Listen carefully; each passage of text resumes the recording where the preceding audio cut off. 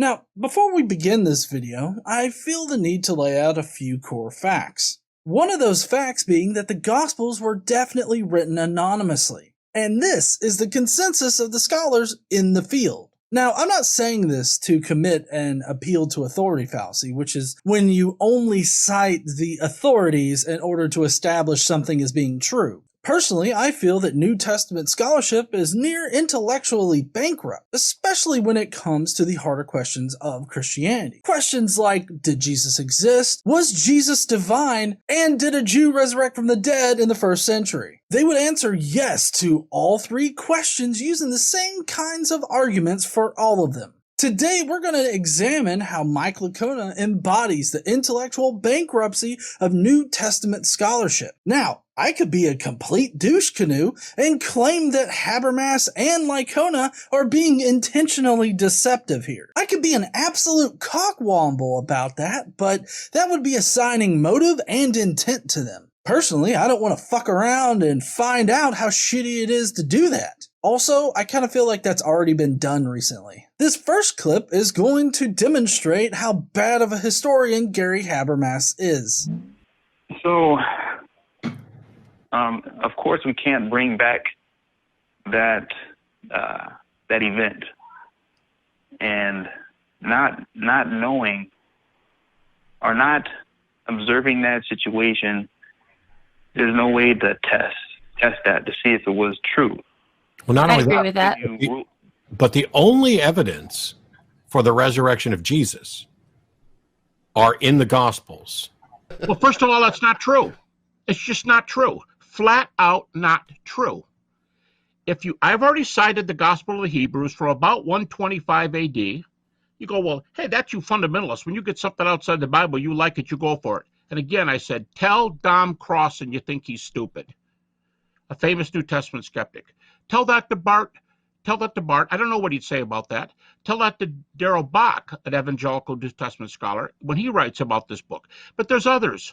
Clement of Rome, about 95 AD.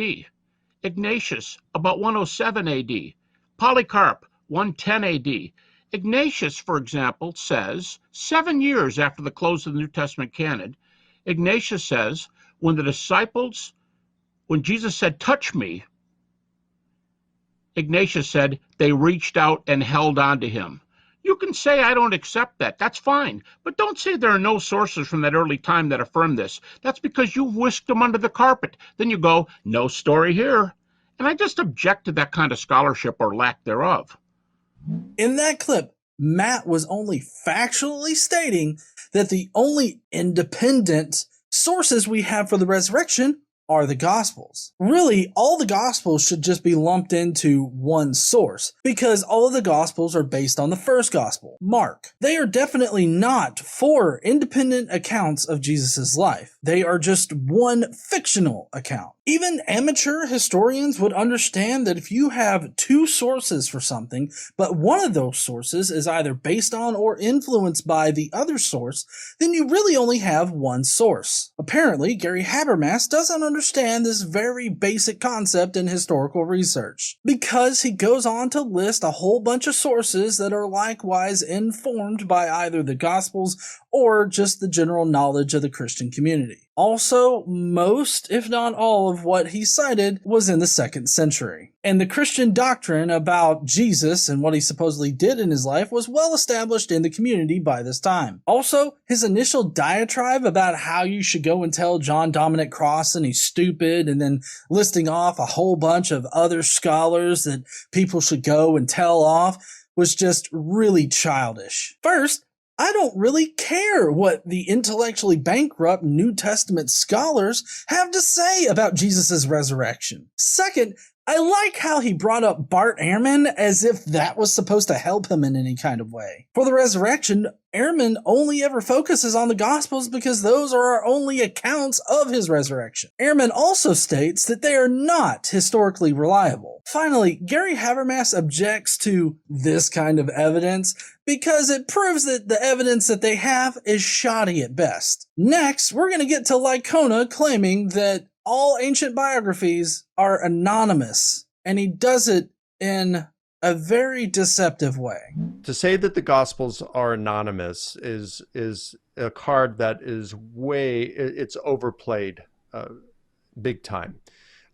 When it is true, I believe it's true that the Gospels in the autographs in the original form were probably anonymous. They probably did not contain the titles, the Gospel according to Matthew, the Gospel according to Mark. I think those were probably added later, maybe in the 2nd century.